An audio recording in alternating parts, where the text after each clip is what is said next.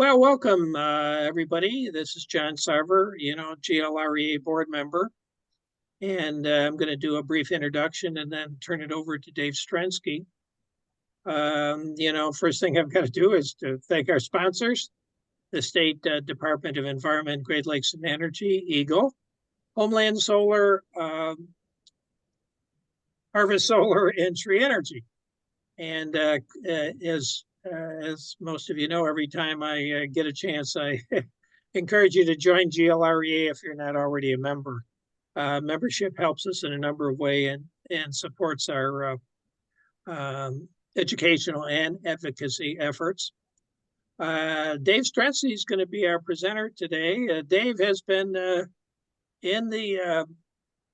working in the fields of solar for as long as I can remember.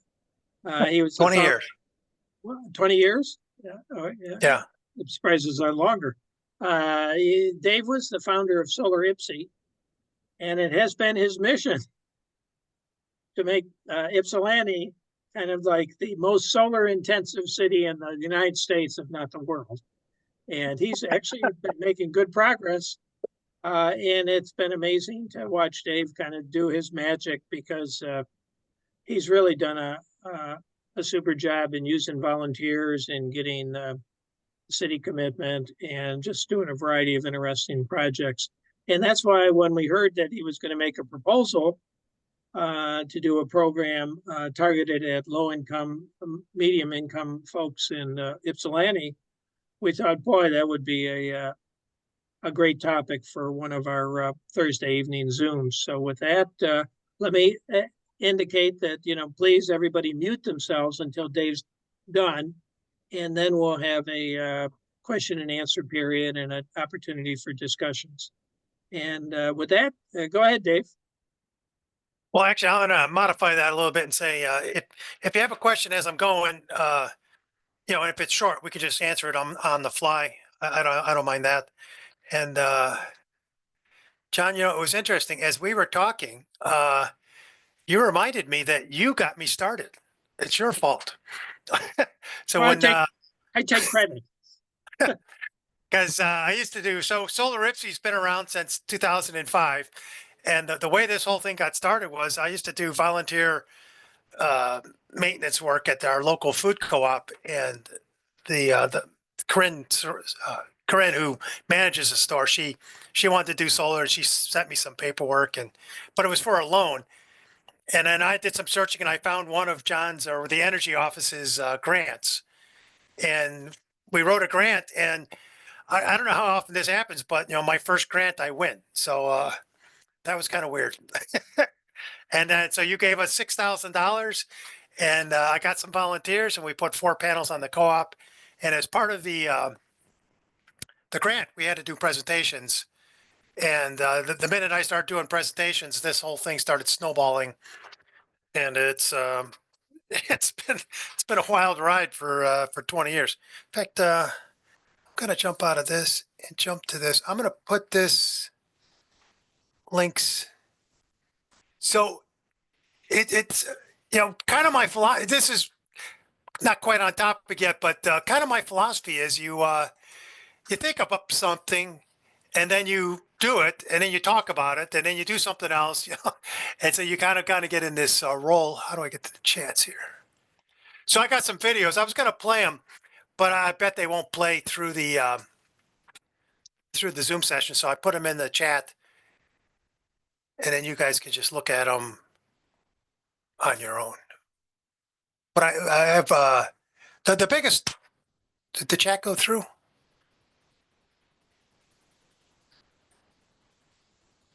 Send it.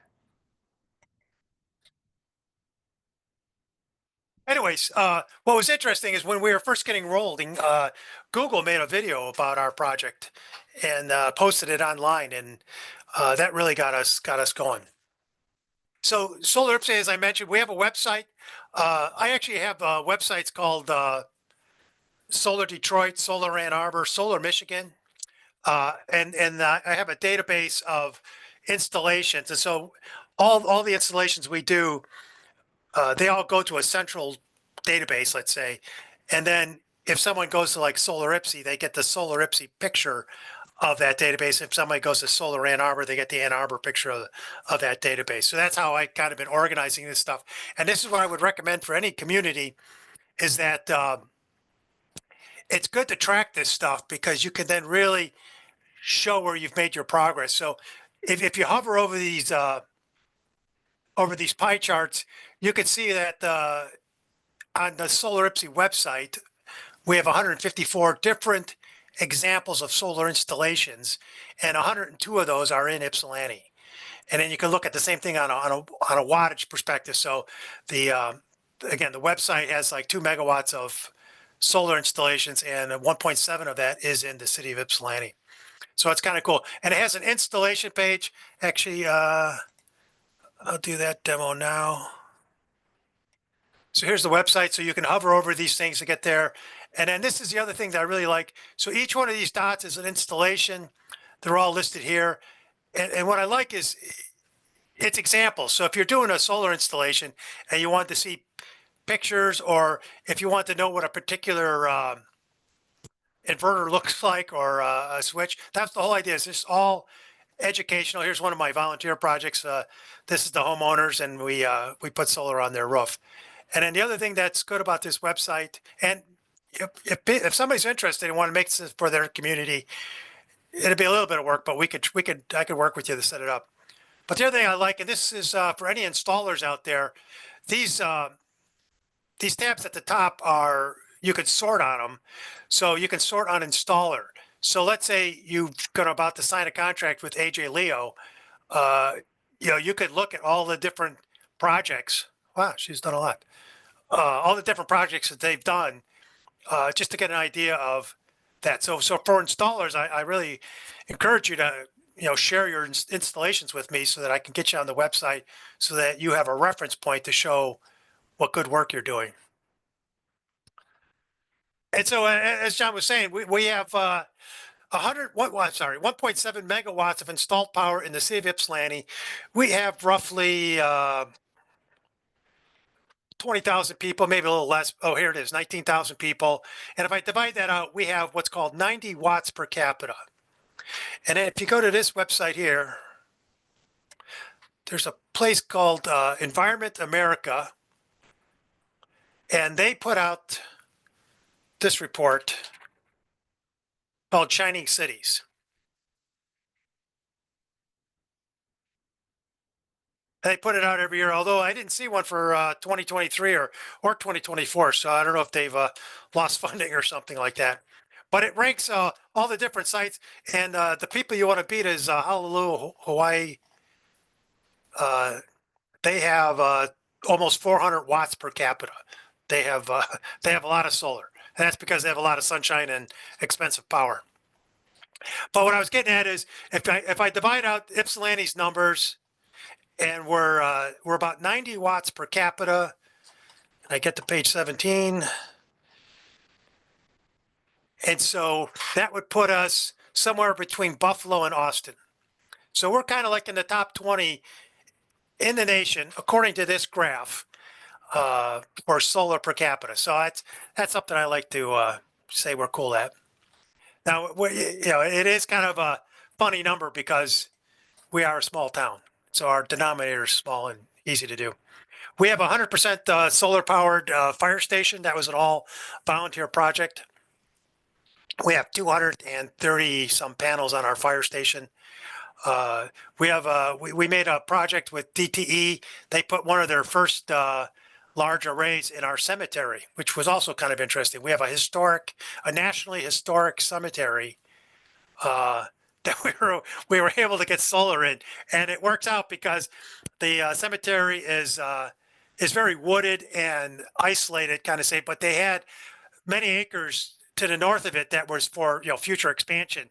And the way the topography is, it actually kind of drops off a little bit, so you really can't see this 2,000 or 2,200 panels that are in the cemetery making power.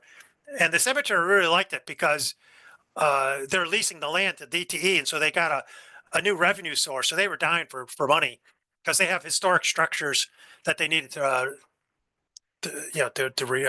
fix. Anyways, and then we got some others. We have some 20 and 30 and 40 watt installations in town. We have a city pool that's got 22 kilowatts on it. So that's Solar Ypsi. So we've been doing this for 20 years, and we've been making progress. And then this is something I've been working on for the last 5 years or so. Is if you look at any kind of statistics, or even locally, DTE and consumers, they say, yeah, solar's the greatest thing. We're working on it. We're working on it, and they want to do it because they want to make the money on it. They want to own it, and make these giant fields of solar panels. I'm not against it, but I'm like, it doesn't really excite me as much as putting it on households. And then the other thing is, so most of solar that's being installed is either commercial or industrial. And, a smaller percentage of it is residential. And then if you take that residential number and look at it, and I've seen this in our town, the only people installing solar is high income people or moderately income people. Very, very few low income people install solar. And there's two reasons for that. One is that there's an upfront cost. And even if you finance it, there's still always like an upfront cost or a credit rating that they won't have. And then the other thing is they really don't have the ability to take advantage of the tax credit. There's a 30% federal tax credit, but you have to you have to have a tax burden to take advantage of that credit. So if you don't make a lot of money, you don't pay a lot of taxes. So then you really can't take advantage of that tax credit. Now that gets changed in the last year with this direct payments. I have to look into it. I don't know if a low income person could actually take a direct payment from the feds instead of a tax credit. I'd have to look into that. But what we try to do is we try to monetize it through a third source. We've done many projects like that where we'll take the tax credit and we'll have the solar installer monetize that tax credit. They'll do the installation. The homeowner or the nonprofit will get the full value of the power being generated by the solar installation, but they don't actually own the title to it. And they have what's called a pre-buyout lease, where the contractor holds the title to the installation so that they can collect the tax credit and pass the savings through. And then after 5 years, the building will then own the solar. All right. So we learned about there's two grants that are out there. So one is the Michigan MPSC. Not that one.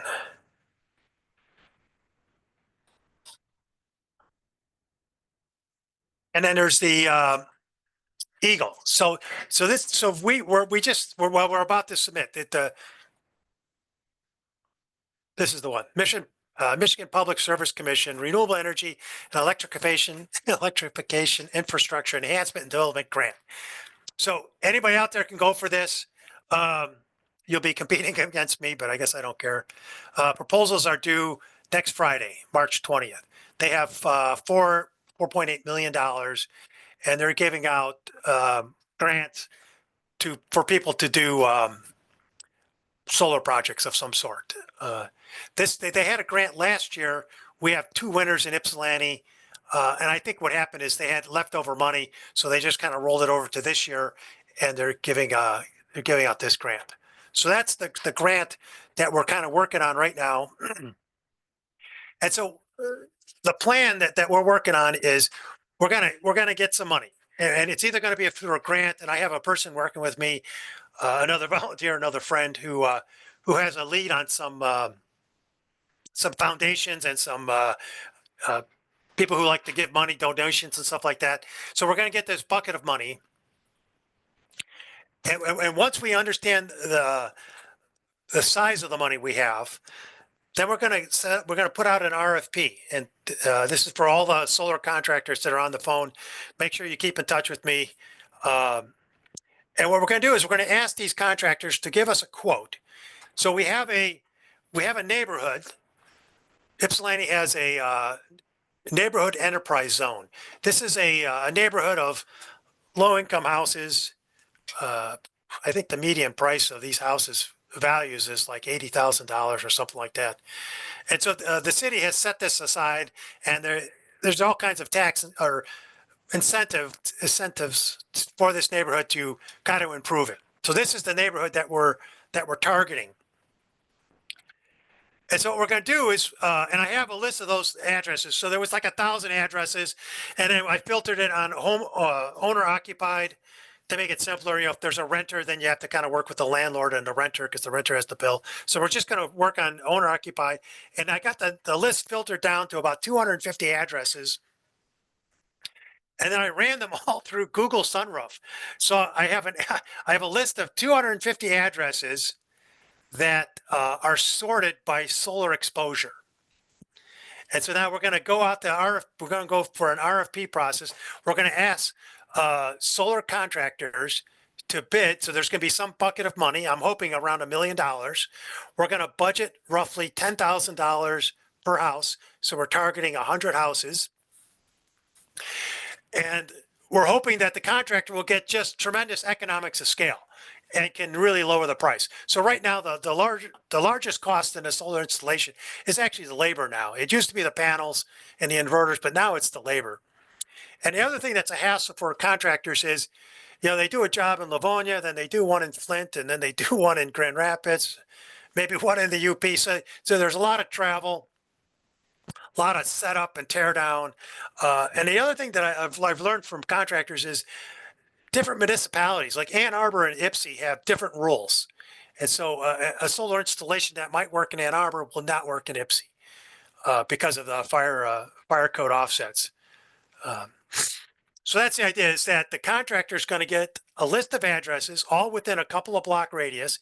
They're going to have 100 jobs, one municipality, one building inspector, one building department. And I'm hoping that they just park a shipping container on the street, you know, full of solar panels, and they'll have crews just, you know, going from house to house. If I don't have a bolt on, you know, for this project here, or I need to pull the permit, they just, you know, move on to the next house. At lunchtime, you know, they can almost walk over to City Hall and pull the next permit. So that's the idea, is to get just tremendous economics of scale. And so that's what this RFP. So the RFP will be, we got this bucket of money, we got this list of addresses. The winning bid is going to be whoever can do the most houses or install the most solar in this budget.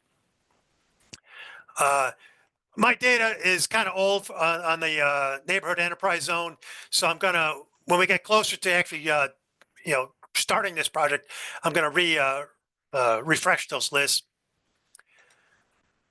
And then this is the other thing. Point 4 here is this is again kind of my theory here is, you know, solar is still too expensive.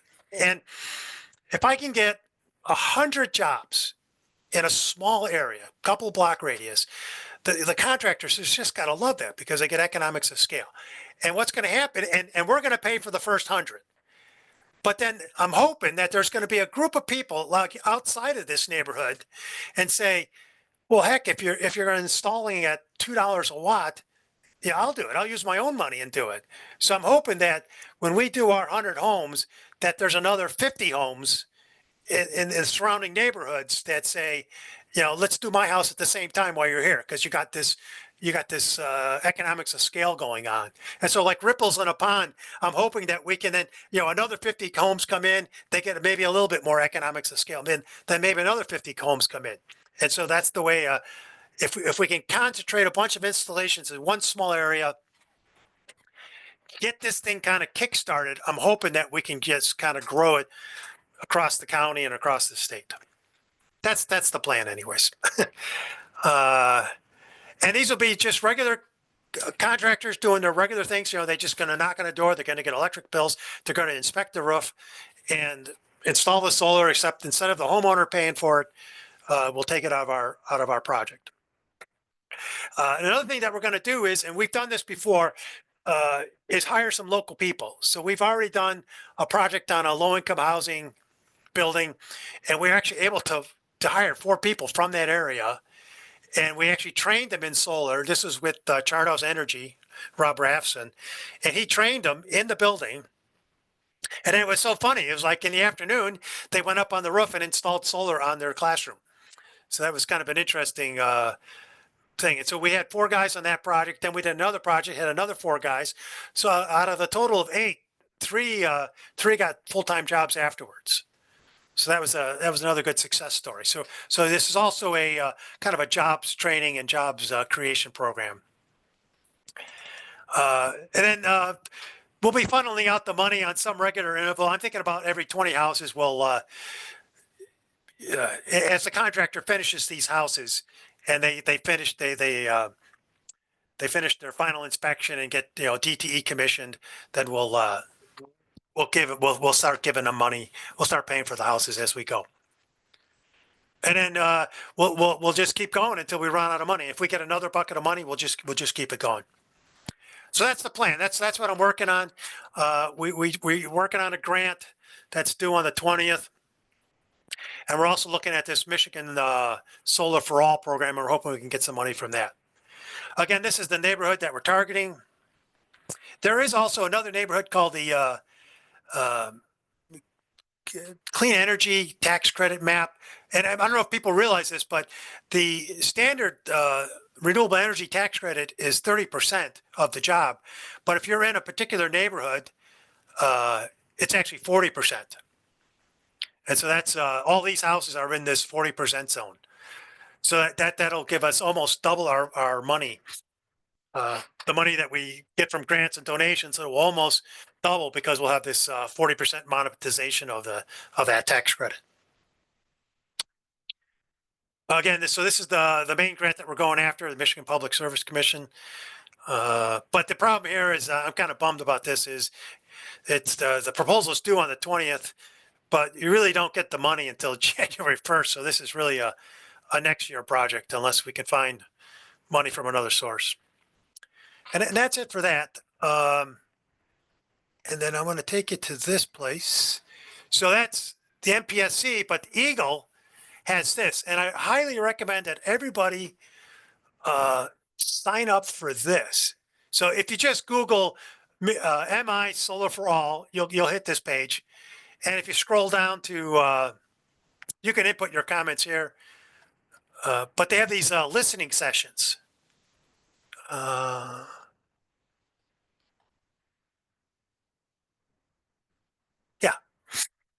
Yeah, listening sessions.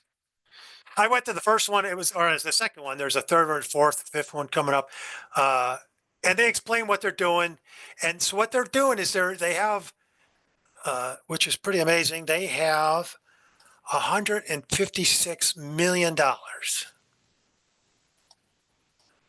and we're assuming it's going to still come from the feds. Where's that number? Well, trust me on this, they have $160 million. And so they're trying to ask the public for what kind of program should we put together to hand out this money. And they're actually going to start working on a pilot program. So I'm really trying to be one of these pilot programs, because I think our little project is ideally suited for this kind of a project, and it hits the right neighborhoods. So if you want, the next one's on the 20th again. It's at 6 o'clock, and you can register for this site, and like this Zoom call, you can attend this and give them your opinions on how they should spend this money.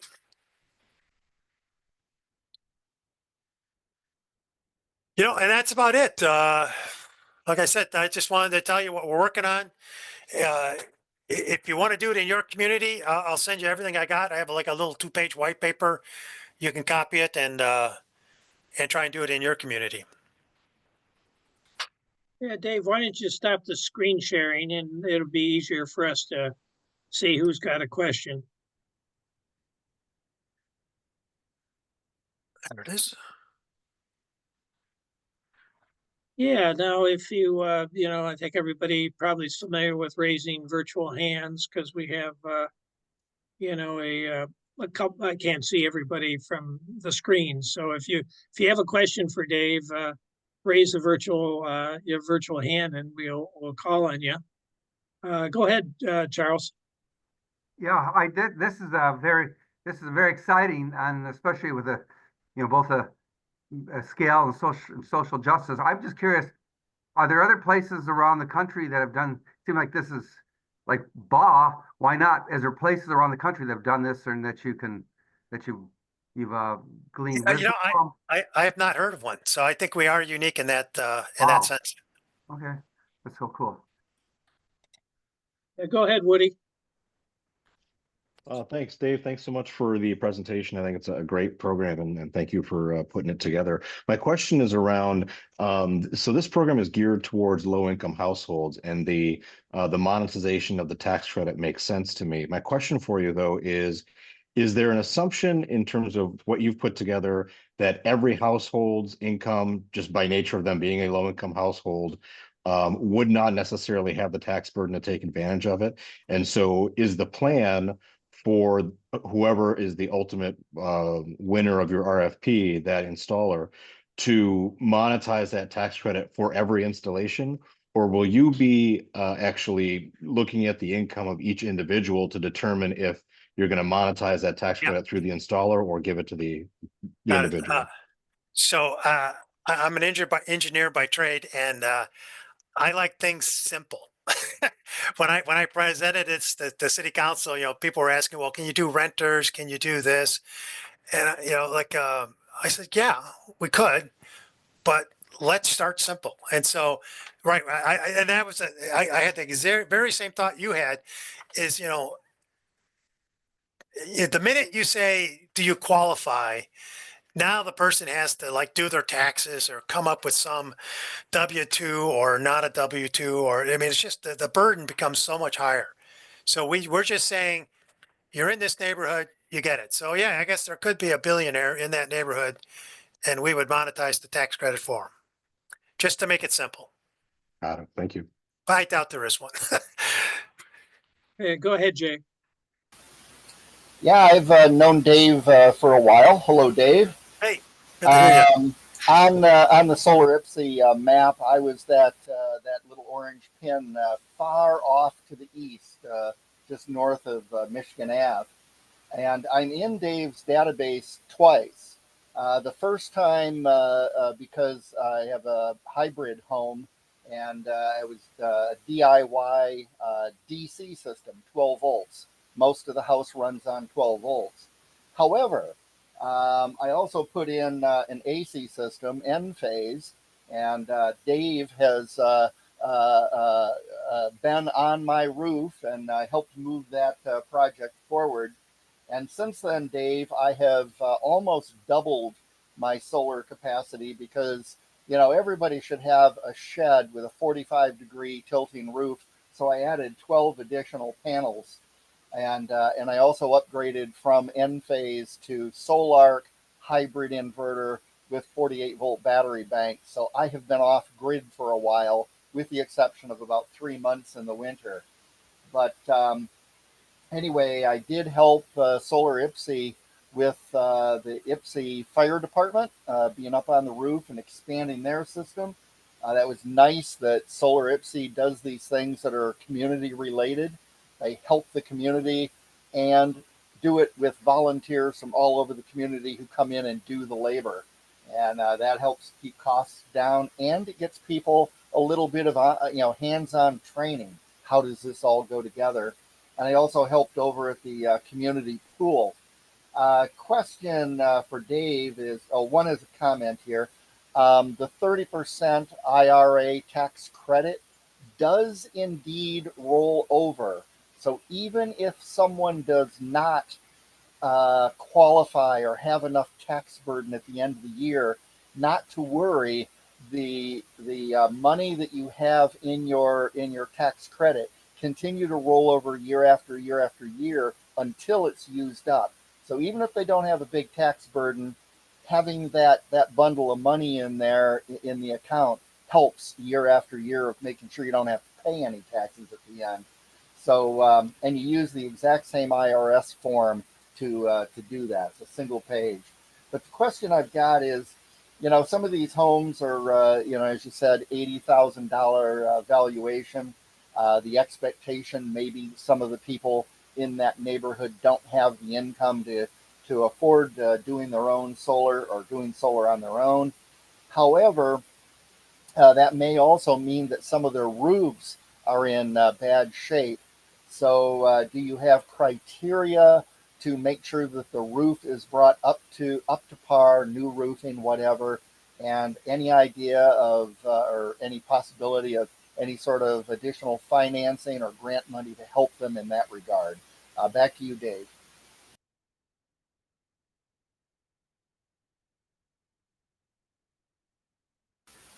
You're muted, Dave. Sorry. I agree with you, but it still does assume that the homeowner can come up with that tax credit money because they have to front it and then they get it back over time. And then you have a very valid point about the roof, and I've worried about that. You know, you go walk up to a house and you want to put solar on the roof, and they have like a blue plowy tarp, you know, covering up their shingles. So, and I've talked to a couple of contractors about this, and I'm putting it on the contractor. I'm saying, you want to treat this like a regular solar installation. I want you to, you know, knock on the door. I want you to get the electric bill. I want you to look at the roof. You know, if the roof is bad, you know, maybe we walk away from this house, or we're going to budget $10,000 per house. So maybe we put 3 kilowatts on instead of 5, but we give them a new roof or something like that. So that's all those variables are in play. We're just going to try and put up as much solar. But yes, if we're not going to try and put solar on a bad roof, but it'll be up to the contractor to evaluate the roof and see whether it needs a new one, or maybe even you know, the rafters underneath are rotted out, and maybe we just walk away from something like that. Hey, Dave, what kind of communication have you had with the neighborhood to kind of tell them what's going on and what's coming? I'll be honest, limited in the sense of I haven't knocked on any doors yet, and I'm actually doing it a little bit on purpose because I actually, when I talked about it 5 years ago, it was like the next day some woman called me and says, "Well, how do I get it on my roof?" And I said, "Well, yeah, we don't have any grant money yet, so nothing's going to happen." So I don't want to get people too excited. But I'm in luck because through other grant programs, particular Solar Moonshot, you guys should all know about Solar Moonshot. They give out money. I was able to put solar on two churches in that neighborhood. Metropolitan Memorial Baptist Church on Hawkins Street and St. James Church of God Christ, I think, on 2nd Street. And so I know those pastors, and so that's going to be one of my first jobs, is to hopefully talk to the pastor and or, you know, get with the pastor, maybe get his congregation list, and see if it matches any of the houses on my list, and then he could give me an introduction. I know the ex-mayor who lives in that neighborhood, and you know, we have our current mayor lives in this neighborhood, and we have 2 city ward people from this neighborhood, and I have friends in that neighborhood. So we're hoping through all these avenues we can get people interested. And I'm also hoping that once we get it going, I'm a firm believer that the best way to sell solar is to see it on somebody else's house. Once it's on your neighbor's house, then people get interested in, hey, how do I get that on my house? And then I'm hoping this thing kind of snowballs. And I know you went to the city council, and now, are they the applicant for the grant money? And what kind of did they have any issues or concerns? No, the city loves me. They should. It's kind of funny. No, they had no questions at all. But you're right. Solar Ypsi is funny. It's we're not incorporated. We're not a 501c3. Yet we've brought in maybe $500,000 so far into the city for solar projects. And so basically what we are is instigators. I know a lot of nonprofits in the neighborhood, in the city, and you know, I know which ones have good solar exposure, and I kind of introduced the nonprofits to the idea of solar. And so I always have like a bunch of projects in my pocket. And then when I hear of money, I'm like, aha, let's match this money with this nonprofit. So then I go to the nonprofit and I say, let's do this. And I get their board approval, and then I'll write the grant and give it to them, and then they apply. So the money goes directly to them, and then they pay it to the contractor. So the city will be the fiduciary in this project, but my friend John Weiss and I, we wrote the grant, and we were actually in City Hall today doing the final review, and then they're going to submit it. And I'm hoping there's a very little burden here because, again, I'm trying to push everything back off onto the contractors. So there's gonna be some work to create this RFP, but once we get the RFP and we get bids from contractors and we select the winning one, basically I'm gonna give them the list and say, go to town. Do as many houses as you can in this budget. Jay, go ahead. Sounds like this is very similar to like Solarize Ann Arbor and Solarize Flint and so forth. They have a methodology of calling together a community meeting and getting people who are even slightly interested in doing solar to get together for an evening of coffee and donuts, learn about what is available to them, and perhaps rubbing shoulders with one of the Solarize organizations. In particular, the one in Ann Arbor has been very successful, and rub shoulders with them to see how do we go about contacting those people in the community, those homeowners, getting them slightly interested, and then getting them into a room where it can be discussed further. Yeah, well, I do plan on giving solar presentations in the neighborhood, particularly in those two churches I mentioned.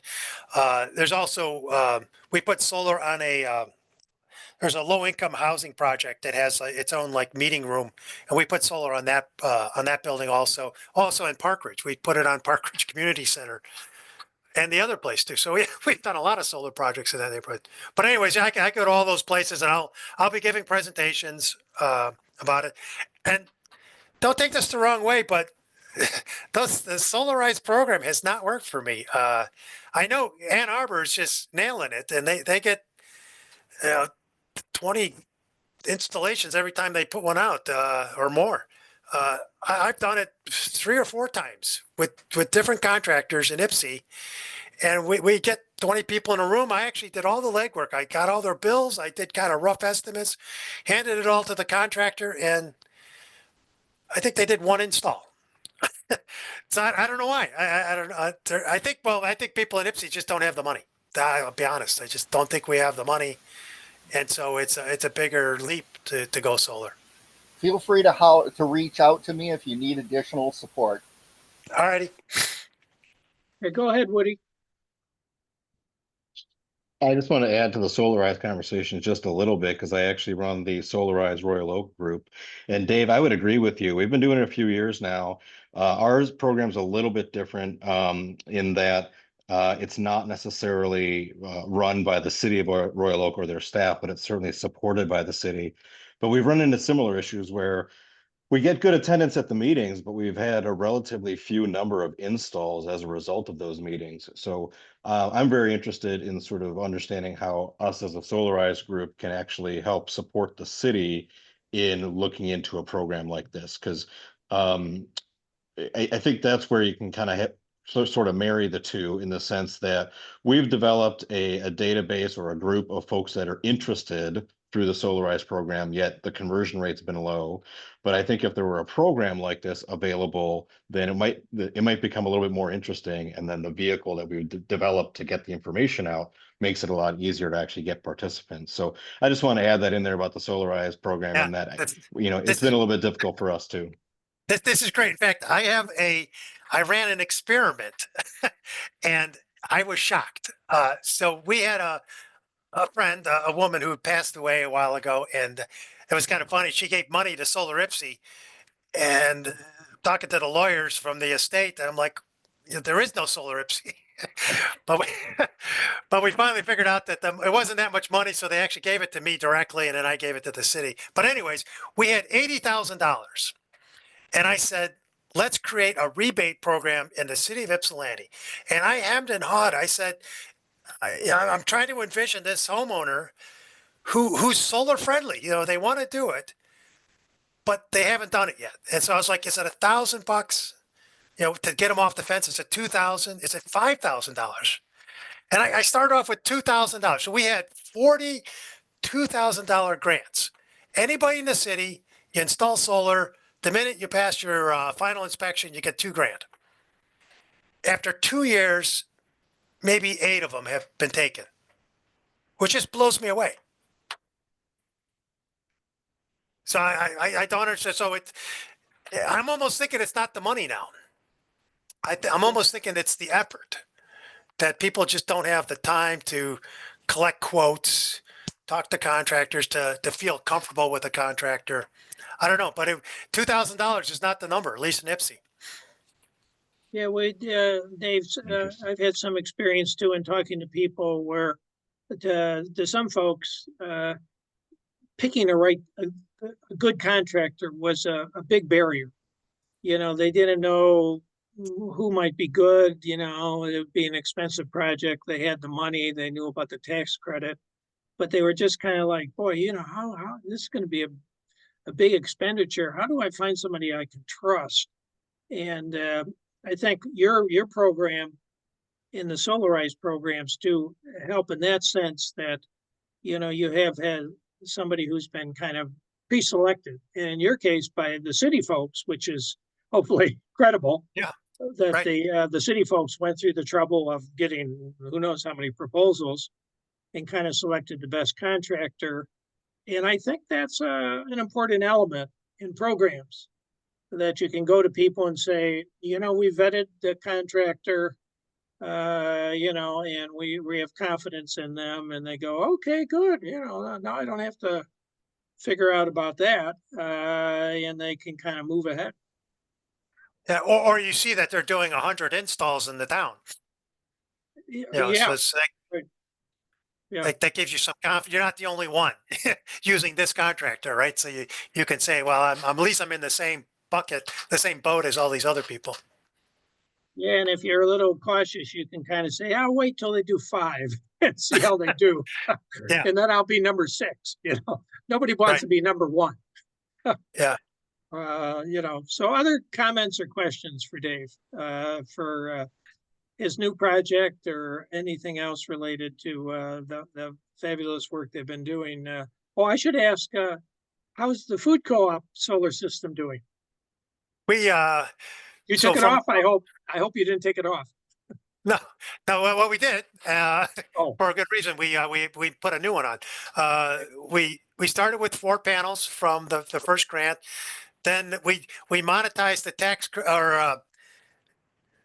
I was doing solar presentations, so I was able to raise money doing solar presentations to get a 5th panel, and then we sold the tax credits to DTE, or the green credits, wherever that was. This is a Solar Currents 1, where they're actually giving you money, and so we used that money.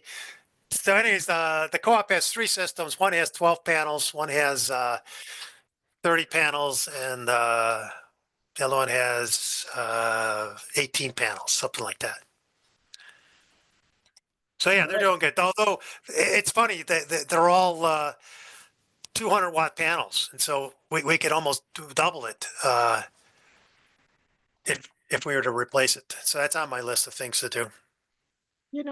Just as a general question, if you're thinking, you've done a lot of volunteer work and a lot of installations in Ypsilanti. What has been kind of maybe the biggest problem or problems that you've kind of run into? It sounds like you got a good relationship to the city, and so that's, I assume, hasn't been a problem. People complain a lot about DTE and interconnection, how long it takes, but I don't mean to throw that out as, maybe that's not been a problem for Ypsilanti.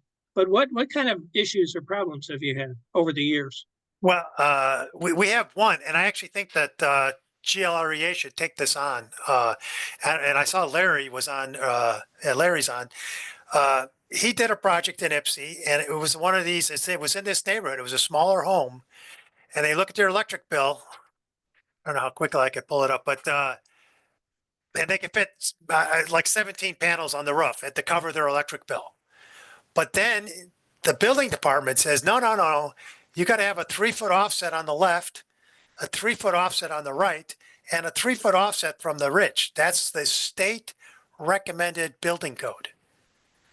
And so when you do that, it was half the number of panels, because it was a couple of different faces, and once you have multiple faces, then you're really in trouble, because you got to take 3 feet off of each side. So that's one thing. So we got to get that changed if we can. Ann Arbor building department has made their own rules, and I guess a municipality can make your own rules.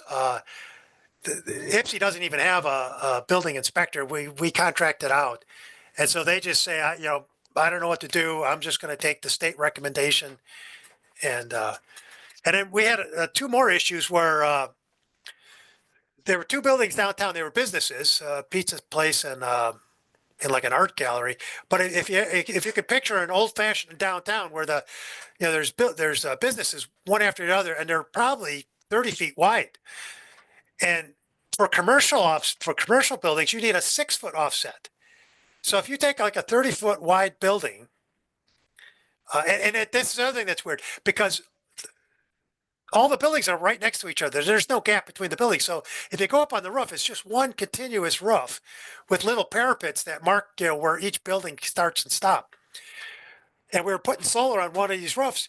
And if you put a 6-foot offset on each side, you get maybe 1 row of panels down the center. And that's it. And it was just crazy. And we were lucky that we got, because we helped our fire department get 100% solar powered. I'm friends with the fire chief, and the fire chief can override the building department. So he can look at on a per project basis, and he could say, no, this is not an issue. I can still poke a hole over here. And so the fire department chief can give a variance to the building department. So we've gotten 2 so far. I hate to count on that, but that's our only option today. Yeah, So well, you know, Dave, local governments can have their own rules, but they can have their own interpretations, if you know what I mean.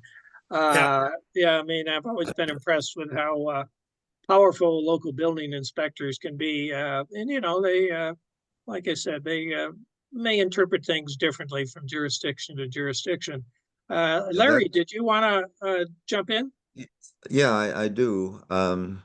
Many of these roofs you're talking about are very small, and very often they'll have something like a dormer over the porch, make them even smaller, and it's still not really practical to do solar on a north-facing roof. So you end up, when you take away everything and you put a 3-foot ridge setback, I mean, you've just taken out a row. And you take 3 on each side, you've taken out, you know, potentially 4 panels. So this problem must be solved. The way Ann Arbor's done it is a common sense way. So you don't have to follow state. Every jurisdiction really pretty much makes up their rules. And unfortunately, in a lot of cases, those rules are in the mind of one person, the building department. Now, I know you went through the situation in Ypsilanti where you were outsourcing that building department, Dave, I think to someone who has since retired. So now is a perfect opportunity to bring up a change in this permitting process to adopt something which is more like what the city of Ann Arbor has done. And they did that by working with the fire chief there, and it turned out to be a really effective process, and it makes solar very, very easy. Then the other thing they did is they made the cost of doing the residential permit 0. That makes it even easier, because now you don't even have to pay $350 that you might have to pay if you were in some other township or some other jurisdiction. So there are things you can do, and Arbor's got they spend a lot of time doing it. And if you could just get the council to approve that, I think you would then have a building department that would follow that rule, and I think it would make everything a lot easier. And if you really want penetration in those 200 houses, you're going to have to do that, is my opinion. Yeah, I agree. Unfortunately, so we used to contract with Pittsfield Township's building inspector, and then he retired, and now it's through some like building department contracting service, I believe. So I'm working on it. I've got to figure out a way to get those offsets loosened up a little bit. Woody, go ahead. Yeah, I apologize for all the questions. I'm just fascinated by this. Oh, no, This- no. All good. I actually lost 3 panels on my roof for that exact clearance issue. But my question is just a clarification. So your program is solar only, no battery backup, correct? Yeah, I'm just I'm actually not a real big fan of batteries. I try when I get my solar talks, I try to separate renewable energies from uninterruptible energy. I see those as two totally different issues. Yes, we lose power, but I don't think anybody loses power for more than a day or so, at the worst. And so batteries just add a lot of cost. And so I'm just trying to maximize solar. That's the way I would put it. So no batteries. Cindy, go ahead. Thank you. And I'm sorry if I missed the answer to this question. It kind of ties into what Woody was just asking. So there's zero cost to the homeowner, or what is the homeowner's investment? Zero. That's the whole idea. Okay, thank you. It's a great deal. Lee, go ahead. Well, it'll be funny. I'll bet there's going to be people that say no for one reason or another. And I'll be curious. I mean, $2,000 didn't do it. If free doesn't do it, then I don't know what we're doing wrong. Yeah, well, you guys been talking about space on the roof. Your introductory slide showed a whole bunch of houses with solar on them. And I put in the chat the question, is this in Germany or here in the United States? Yeah, I have no idea. That's from the internet. Okay. So it looked exactly like a house that I lived in Germany. And so many people are pushing back on large solar because they say it takes away farmland. And yet here we are talking about how much space on a roof we can take up.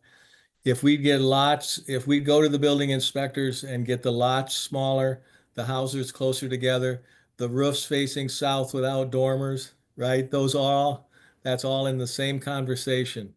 So that's all I had to say. Yeah, that's actually kind of one of my hopes is that we win this grant and we have this project going. And then we start seeing that, hey, all these roofs are failing because of the offsets. Then I'll have some pressure to say, hey, city council, we need to change this rule. Or build the house different. Well, it's too late. The houses are there. No, but we still have a building code that people are building houses by. Well, we're full. We don't build houses in Ypsi. I understand. Hey, Or very few. we got about 5 minutes left, so we have some time for some additional questions and comments. Anybody have? I do. Go ahead, Larry. Yeah, Dave, you've suggested something about, an RFP for solar contractors. But from my experience working in Bryant neighborhood in Ann Arbor, a very large percentage of these houses are going to require roofing. And I know you've got a ceiling of $10,000, but are you expecting the RFP or the solar contractor to enlist a partner in the RFP that would be someone who would do the roofs? I'm just curious what your thoughts are. Again, what I'm trying to structure this is as you're a solar contractor, and I give you a list of addresses, and they're sorted. So you want to hit the top of the list first, but you would approach. We introduce you to the homeowner, or you introduce yourself to the homeowner, and as if you would install solar on any house, you would get their electric bill, and you would look at their roof, and you would look at the gables and and the orientations and all the other stuff. And maybe we walk away. Maybe they just need a new roof. Maybe we just re-roof the one plain south-facing face. But this would all be in the discretion of the solar contractor to just treat this as a normal install, except we're paying instead of the homeowner's paying. And we're budgeting 10K, but I'm envisioning some houses that might use 13K or 14K, and some might use less. The house might need 5 kilowatts of solar, But because they need a new roof, maybe we only put 3 kilowatts on and give them a new roof. But it would be up to the contractor to get a subcontractor to do the roofing. And give me Be up feedback. to the 'Cause, solar, it would be up to the solar contractor to do the contract with whoever's doing the roof. Yeah. Well, okay, so that's great. Thanks. Yeah, Dave, and send me feedback via email or whatever if you want to have a phone call or lunch or something, because I want to make sure this RFP is clean. The last thing I want to do is hobble the contractors. And I'm at any time you want. Just let me know. All right. Dave, are you going to Happy to be help. involved in kind of administration, or is somebody at the city going to be kind of like the project manager to quality control, make sure everything's going well? Well, that's the thing is, John and I, my friend John Weiss and I are basically running the project. The city has no time and no money. They just said, "You want to do this? Go ahead." But it's basically our project. Okay. Why no wonder the city likes you.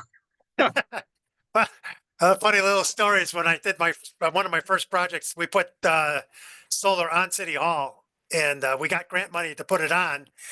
And then by the time I went to City Council to tell them about it, I had already sold the credits to DTE. So I go to City Hall saying, "Yeah, we put solar on your roof, and here's a check for $3,000." And they're like, "Hey, can you do that again?" Oh, yeah. And I can see why you're popular.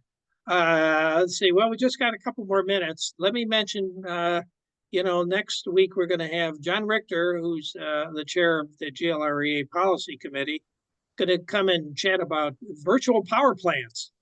There was a request a while back that somebody was interested in that topic, and it is a topic of great interest to a lot of people. So if you're interested in virtual power plants, come back next Thursday. Virtual power plants is the concept that you've got like a microgrid. You got solar, you got batteries, you got a bunch of different stuff that can have a relationship with the utility to provide power to the utility when they have a need. And so it's kind of like a microgrid, but instead it's kind of typically a more formal relationship with the utility that the virtual power plant can be used to, in an economical way, kind of provide power to the grid, and used obviously locally too. So if you're interested in that topic, come back next Thursday. John, let me, I found Larry's slide. Let me just show 2 slides. Okay.